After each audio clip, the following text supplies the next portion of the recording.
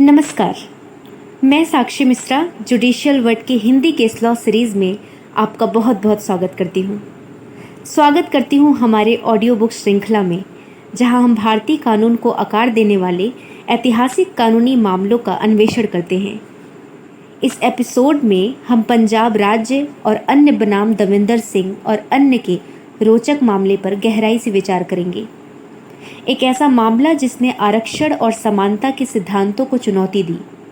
यह मामला जटिल कानूनी तर्कों और महत्वपूर्ण सामाजिक प्रभावों से भरा हुआ था, जो भारत के सर्वोच्च न्यायालय के ऐतिहासिक निर्णय में समाप्त हुआ।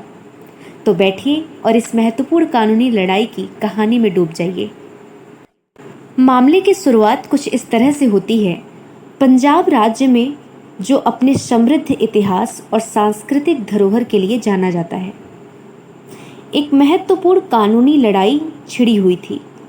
पंजाब राज्य अपने अधिकारियों द्वारा प्रतिनिधित्व करते हुए दविंदर सिंह और अन्य के साथ एक जटिल कानूनी विवाद में फंसा हुआ था। यह सिर्फ कोई साधारण मामला नहीं था, यह एक ऐसा संघर्ष था जिसने पूरे देश का ध्यान खींचा और भविष्य के कानूनी व्याख्यानों के लिए एक मिसाल कायम की। विवाद की शुरुआत कुछ इस तरह से होती है।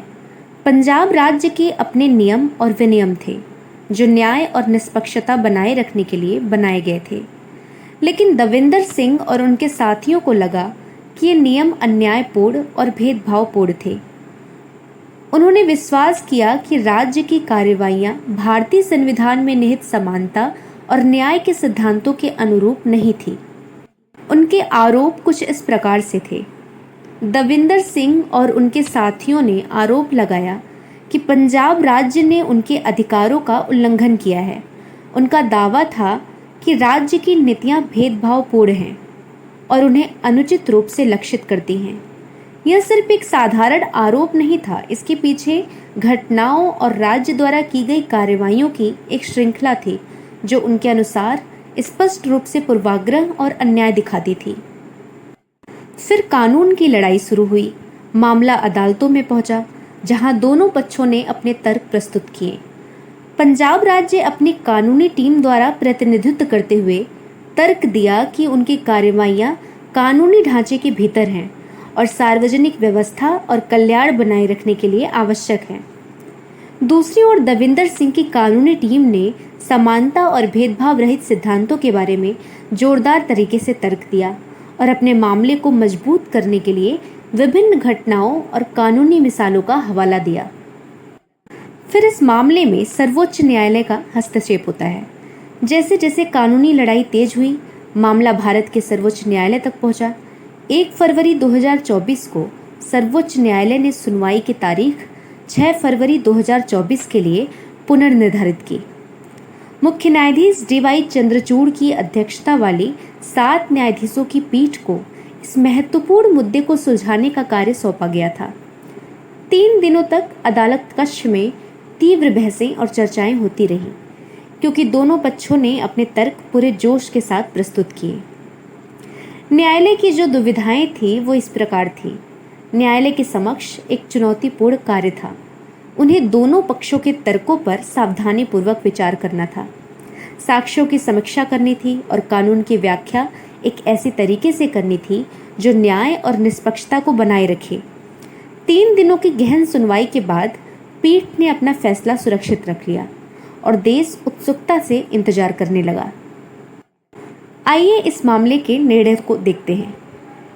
1 अगस्त 2024 को सर्वोच्च न्यायालय ने अपना बहुप्रतीक्षित निर्णय सुनाया।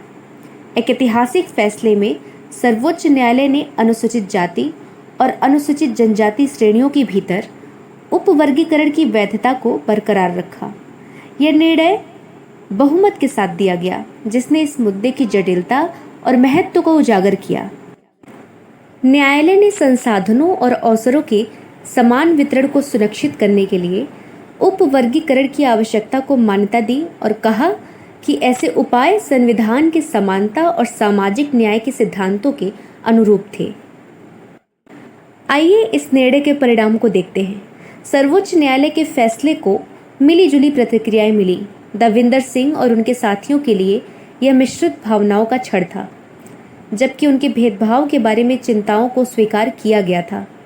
न्यायालय की उपवर्गीकरण की स्वीकृति ने समानता के संघर्ष में एक नया आयाम जोड़ दिया।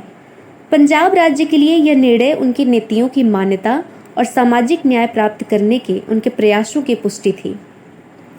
यह निर्णय भविष्य के मामलों के लिए एक मिसाल बन गया। समानता प्राप्त करने के लिए संदर्भ विशिष्ट दृष्टिकोणों के महत्व को फिर से स्थापित किया। इसने ऐतिहासिक अन्यायों को दूर करने और यह सुनिश्चित करने के लिए निरंतर प्रयासों की आवश्यकता पर जोर दिया कि सकारात्मक कार्रवाई के लाभ समाज के सबसे हाशिए पर रहने वाले वर्गों तक पहुंचे। मामले का प्रतिबिंब कुछ ऐसा दिखता है। पंजाब राज्य बनाम दविंदर सिंह का मामला सिर्फ एक कानूनी लड़ाई से बढ़कर है। यह भारतीय संविधान की आधारशिला के रूप में न्याय और समानता के स्थायी सिद्धांतों का प्रमाण है। यह हमें याद दिलाता है कि शासन और व्यवस्था की खोज में व्यक्तियों के अधिकार और गरिमा कभी भी समझौता नहीं की जानी चाहिए। जैसे जैसे हम इस कहानी पर विचार करते हैं, हमें एक लोकतांत्रिक समाज में बनाए रखने के लिए आवश्यक नाजुक संतुलन की याद दिलाई जाती है। यह ऐसा संतुलन जहां कानून लोगों की सेवा करते हैं और न्याय सभी के लिए सुलभ है। आइए हम निर्णय तक की यात्रा करते हैं। इस मामले के महत्व को समझने के लिए हमें इसके जटिल विवरणों और इस ऐतिहासिक फैसले तक पहुंचने की यात्रा में गोता लगाना होगा। 1975 में पंजाब सरकार ने अपने मौजूदा 25% आरक्षण को अनुसूचित जातियों एससी के लिए 2 श्रेणियों में विभाजित करने की अधिसूचना जारी की। इन सीटों में से आधी जो एससी श्रेणी के लिए आरक्षित थी, उन्हें वाल्मीकि और मजहबी सिखों को दी जानी थी। आरक्षित सीटों का अन्य आधा हिस्सा एससी श्रेणी के भीतर के शेष समूहों के लिए था।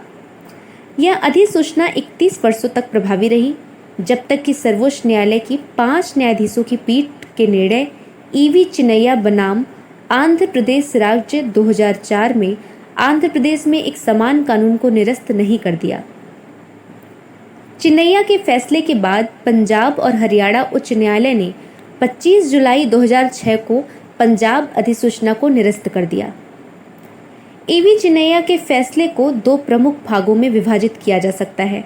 सबसे पहले, राज्य सरकारें किसी भी समूह को अनुसूचित जातियों के रूप में वर्गीकृत नहीं कर सकती।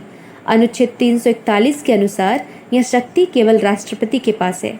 दूसरा, अनुसूचित जाति श्रेणी अनुच्छेद 341 के तहत निर्धारित एक समान समूह था। इसका मतलब यह था कि एक समान समूह के भीतर किसी भी उपवर्गीकरण के परिणाम स्वरूप उसी वर्ग के व्यक्तियों के साथ अलग अलग व्यवहार किया जाएगा, जिससे समानता के अधिकार का उल्लंघन होगा।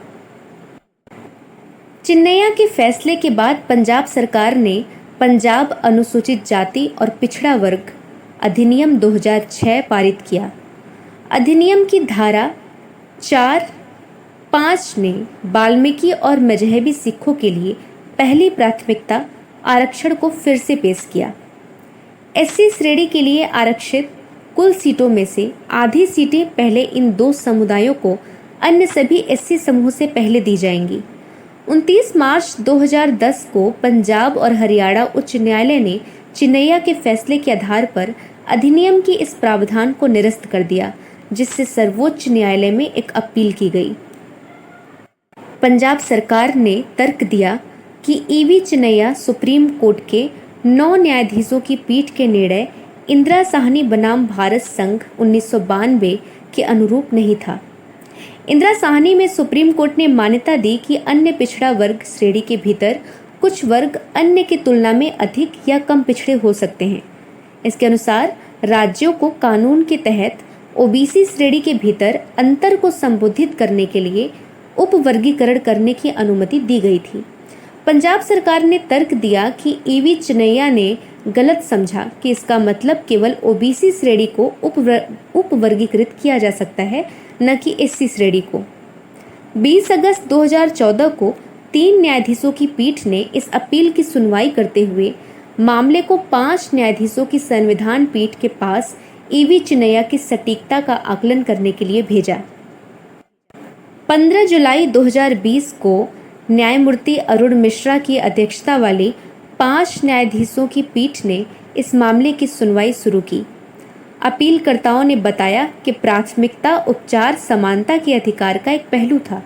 पंजाब सरकार द्वारा प्रस्तुत उप वर्गीकरण को अनुच्छेद 16(4) द्वारा अनुमत किया गया था और पर्याप्त प्रतिनिधित्व के कारण को आगे बढ़ाया। इसके अलावा सुप्रीम कोर्ट के 2018 के निर्णय जनरल सिंह बनाम लक्ष्मी नारायण गुप्ता ने एससी श्रेणी के भीतर उप वर्गीकरण की अनुमति दी थी। 5 न्यायाधीशों की पीठ ने ध्यान दिया कि सामाजिक और शैक्षिक रूप से पिछड़े वर्गों के लिए अनुच्छेद 342(a) के तहत उप वर्गीकरण की अनुमति दी गई थी, जो राष्ट्रपति को एससी/बीसी की सूची तैयार करने का अधिकार देता है। इसने कहा कि अनुसूचित जाति, अनुसूचित जनजाति और एससी/बीसी को मान्यता देने के लिए संवैधानिक प्रावधान समान थे, इसलिए समान रूप से व्याख्या की जानी चाहिए। चूंकि एससी/बीसी श्रेणी के भीतर उप वर्गीकरण की अनुमति थी, इसे अनुसूचित जाति और अनुसूचित जनजाति श्रेणियों के लिए अस्वीकार नहीं किया जा सकता था। इसके अलावा सुप्रीम कोर्ट ने ध्यान दिया कि राज्य को अनुच्छेद 15 और 16 के तहत एससी और एसटी श्रेणी के लिए आरक्षण प्रदान करने का अधिकार था, इसलिए इसे समानता के अधिकार की भावना को प्रभावित करने के लिए उप वर्गीकरण की अनुमति भी दी जानी चाहिए। चूंकि ईवी चिन्नैया के खिलाफ अपील अनुच्छेद 14, 15, 16, 338, 341, 342 और 342(a) की व्याख्या शामिल थी, यह सार्वजनिक महत्व का एक महत्वपूर्ण मामला था और इसलिए यह सुनिश्चित करना आवश्यक था कि इंदिरा साहनी और सुप्रीम कोर्ट के अन्य मिसाल सही ढंग से पालन किए जाएं। तदनुसार 5 न्यायाधीशों की पीठ ने नोट किया कि यह ईवी चिन्नैया पर पुनर्विचार करने के लिए सक्षम नहीं थी, जिसे भी 5 न्यायाधीशों की पीठ द्वारा सुना गया था। इसने मामले को 28 अगस्त 2020 को 7 न्यायाधीशों की पीठ को भेजा। 12 अक्टूबर 2023 को सुप्रीम कोर्ट ने 7 न्यायाधीशों की पीठ द्वारा 17 जनवरी 2024 से सुनवाई के लिए अपील को सूचीबद्ध किया। इस मामले में 2 मुख्य प्रश्नों का उत्तर देने की उम्मीद थी। पहला प्रश्न था, क्या एससी और एसटी श्रेणियों के लिए उप वर्गीकरण की अनुमति दी जा सकती है क्योंकि एससी/बीसी श्रेणी के लिए इसकी अनुमति है। दूसरा प्रश्न, क्या राज्य विधानमंडल एससी और एसटी श्रेणियों के भीतर उप वर्गीकरण पेश करने के लिए सक्षम है। 1 फरवरी 2024 को सर्वोच्च न्यायालय ने सुनवाई की तारीख को 6 फरवरी 2024 के लिए पुनर्निर्धारित किया। 3 दिनों की तीव्र सुनवाई के बाद मुख्य न्यायाधीश डी.वाई. चंद्रचूड़ की अध्यक्षता वाली 7 न्यायाधीशों की पीठ ने मामले में निर्णय सुरक्षित रख लिया। अंत में 1 अगस्त 2024 को सर्वोच्च न्यायालय ने बहुमत में अनुसूचित जाति और अनुसूचित जनजाति श्रेणियों के भीतर उप वर्गीकरण की वैधता को बरकरार रखा। यह ऐतिहासिक निर्णय सामाजिक न्याय और समानता प्राप्त करने की दिशा में एक महत्वपूर्ण कदम के रूप में मनाया गया। धन्यवाद कि आपने हमारे साथ न्याय की इन गलियों की यात्रा की। पंजाब राज्य बनाम दविंदर सिंह की कहानी न्याय की अदम्य भावना और समानता के सिद्धांतों को बनाए रखने की निरंतर प्रयास की एक शक्तिशाली याद दिलाती है। अगली बार तक जिज्ञासु बने रहें और कानून और न्याय की इस अद्भुत दुनिया की खोज करते रहें। बहुत बहुत धन्यवाद।